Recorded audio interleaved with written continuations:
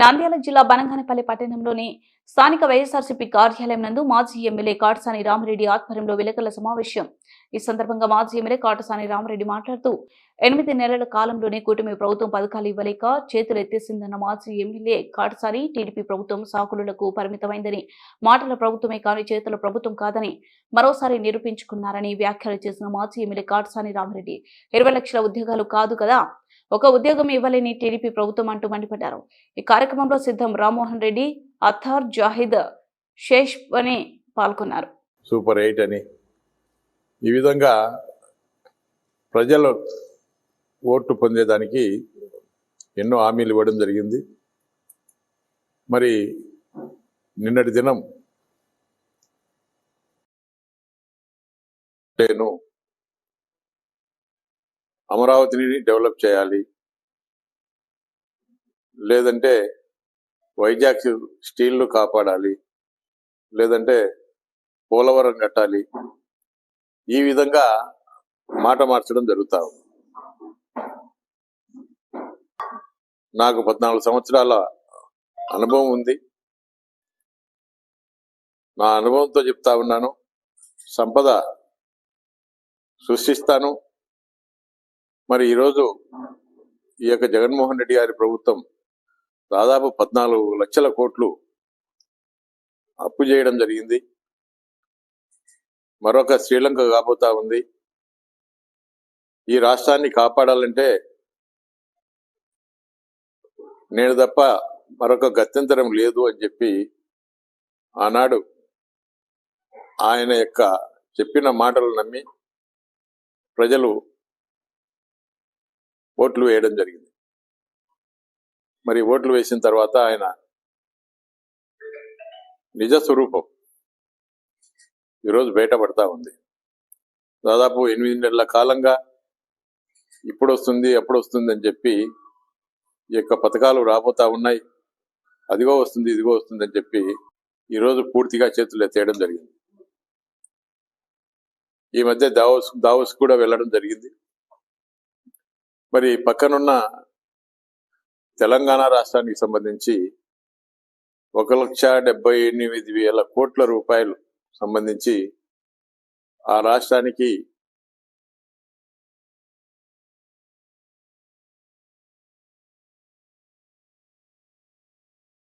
మరి అనుభవం ఉన్న ముఖ్యమంత్రి, 14 సంవత్సరాలు ముఖ్యమంత్రిగా పనిచేసినాడు.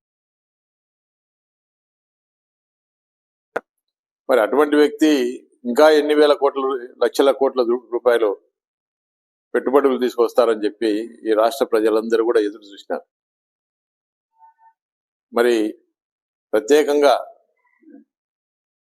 ప్రత్యేక విమానాల ద్వారా కూడా అక్కడికి వెళ్ళడం జరిగింది. మరి ఆయన వేసుకున్న డ్రెస్సు చూపిస్తా ఉన్నారు.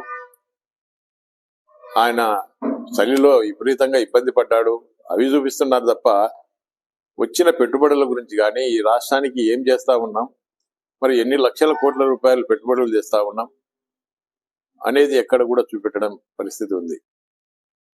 మరి అదే విధంగా ఈరోజు ఒక రెడ్ బుక్ రాజ్యాంగం నడుస్తూ ఉంది.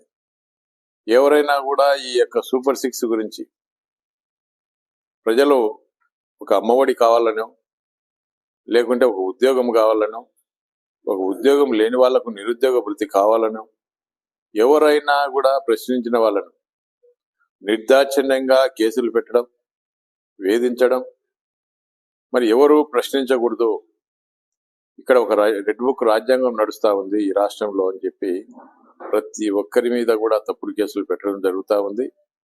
ఈరోజు ప్రజలందరూ కూడా గమనిస్తా ఉన్నారు. నమ్మించి మోసం చేసినారు. మేము రాబోయే ఎన్నికల్లో ఖచ్చితంగా ఈ తెలుగుదేశం పార్టీకి బుద్ధి చెప్తాం, ఈ పార్టీని భూస్థాపితం చేస్తామని చెప్పి ప్రజలు ఎక్కడికి వెళ్ళినా కూడా చెప్తా ఉన్నారు.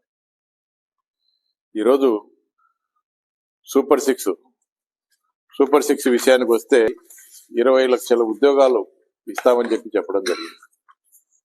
మరి 20 లక్షల ఉద్యోగాలు కాదు కదా, ఒక్క ఉద్యోగం కూడా ఈ రోజు వరకు రావడం లేదు. ఉన్న ఉద్యోగాలను పీకేయడం జరిగింది. మరి ఈరోజు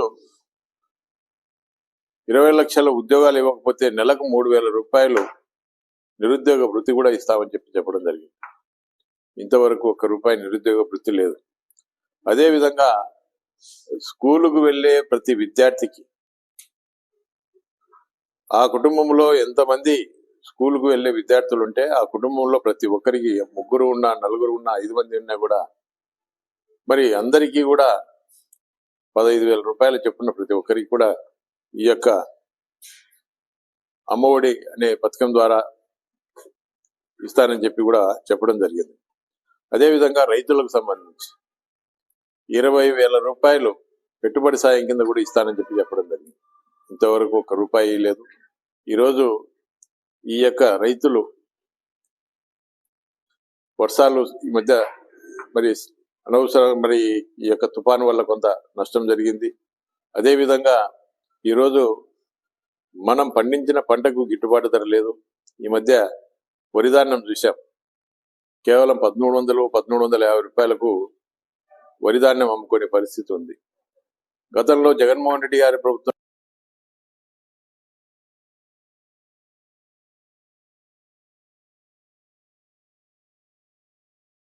కూడా నష్టపోకూడదు.